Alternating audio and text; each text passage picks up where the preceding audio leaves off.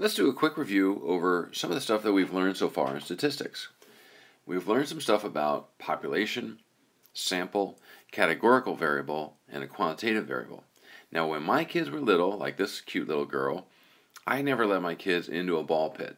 Now, I do believe in kids building up their immune system and working with gross stuff. It's good for your body. But I had this view that ball pits are basically disgusting. They're in fast food restaurants.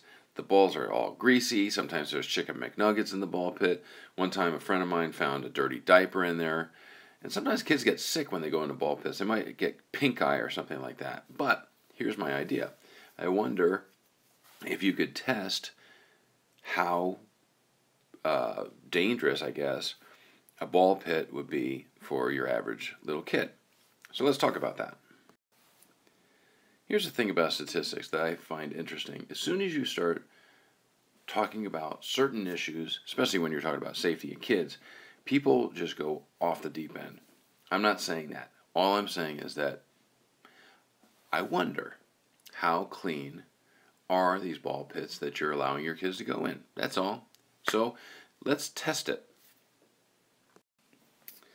Now let's assume we're just interested in our local neighborhood Chuck E. Cheese, because that's the one we're probably going to go to. And we want to test that one for cleanliness. I don't want to test every single ball in the whole ball pit. It might be as many as 12,000, 15,000 balls in there. So what I'm going to do is I'm going to take a sample. I'm just going to scoop a bunch of balls out. I'll test those balls for a couple of different variables. And then whatever I have for that sample, I'm going to assume is true for the entire population. And that's what we do in statistics a lot of the time. So here we go. Here's my ball pit. And let me move that out of the way. And there's my sample. I'm going to label those real quick. So there we go. Sample and population. Now, as I inspect my sample, I have a number of different variables that I want to look for. One of the things that I noticed is that there are a lot less of the yellow balls than any of the other balls. And that makes me think, maybe they're a little bit heavier, they sink down. And they might be a little bit dirtier because that's where all the gross stuff is. But anyway, here's the variables that I am going to look at, and I'll write those down. Now, inspecting my sample further, I realize that the different colored balls are they're made with different types of plastic. So that's why the yellow ones are a little bit heavier and they sink a little bit.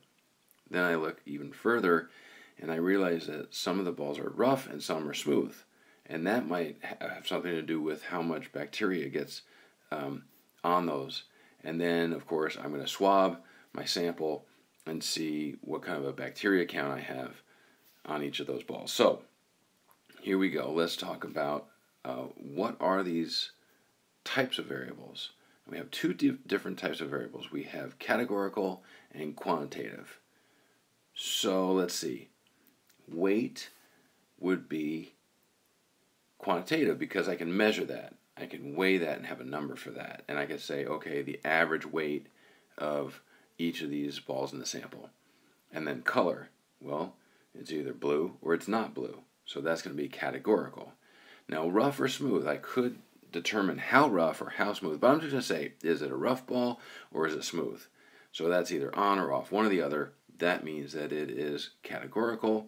And then the bacteria count, that's definitely a quantitative because I'm going to have a number for that. I'm going to say how many bacteria are on each one of these items in my sample. So let me label that right now.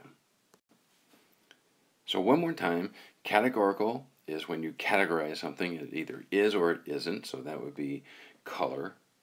It either is or isn't that certain color. And we did say rough or smooth. It either is rough or smooth. Quantitative is something that you can measure and think about something that you could take an average of. So the average weight and the average amount of bacteria.